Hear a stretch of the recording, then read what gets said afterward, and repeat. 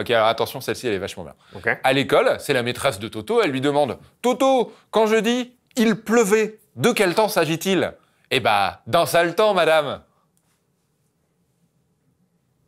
Je l'ai pas. Vous l'avez?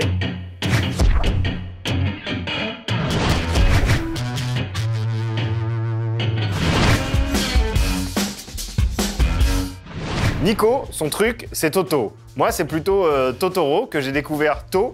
Pas plutôt que les blagues de Toto de Nico, mais plutôt tôt quand même.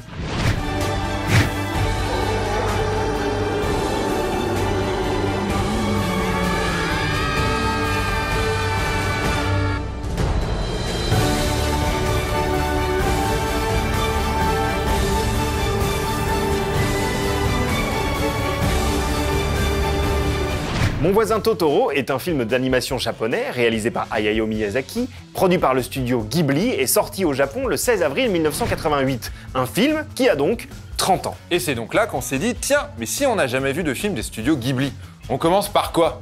Eh bah, réponse.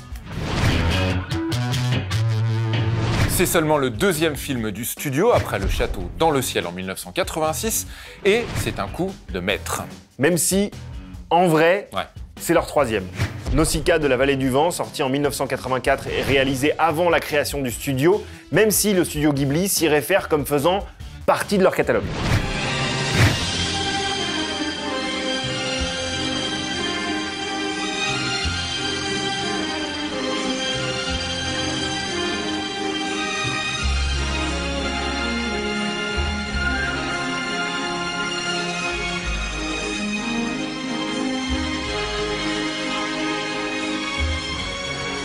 L'histoire de Totoro est celle de deux fillettes et d'un monstre dans le Japon rural. Un projet difficile à vendre, le studio Ghibli a du mal à convaincre les financiers de l'intérêt de cette très belle histoire. Et c'est finalement le producteur, Toshio Suzuki, qui trouve un moyen. Il propose que le film ne dépasse pas les 60 minutes et qu'il soit associé à un autre film, en l'occurrence Le Tombeau des Lucioles.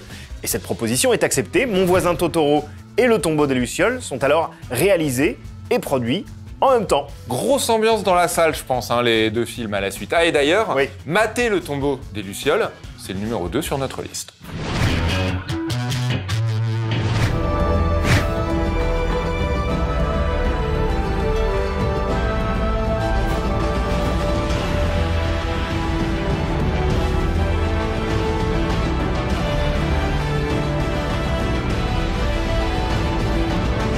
Durant l'été 1945, dans le Japon de la Seconde Guerre mondiale, deux enfants se trouvent livrés à eux-mêmes après le décès de leur mère.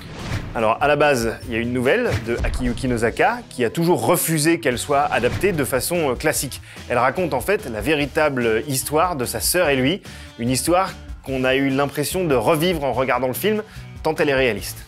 Précisons que Le Tombeau des Lucioles n'est pas un Miyazaki, mais est réalisé par Isao Takahata, également à l'œuvre sur l'excellent Pompoko.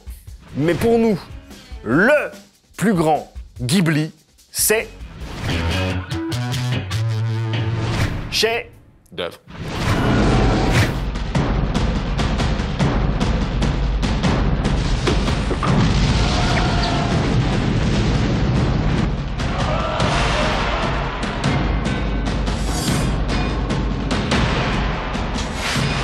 L'histoire se déroule dans le Japon médiéval où le prince d'une tribu est frappé d'une malédiction après avoir tué un dieu sanglier devenu démon.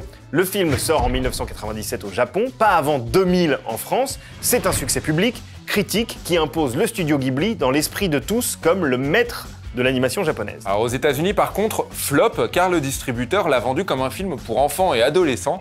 En France, il a carrément été interdit au moins de 12 ans. Merci Ségolène Royal.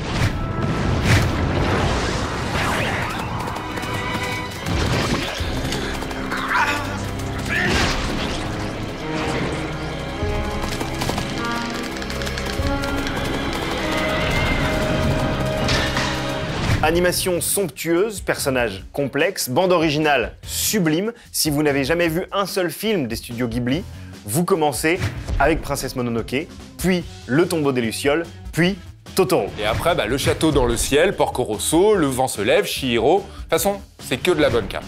J'ai cru que t'allais pas dire Chihiro. Ah, t'inquiète, j'allais c'est avec dire, petite nez, c'est avec petite nez.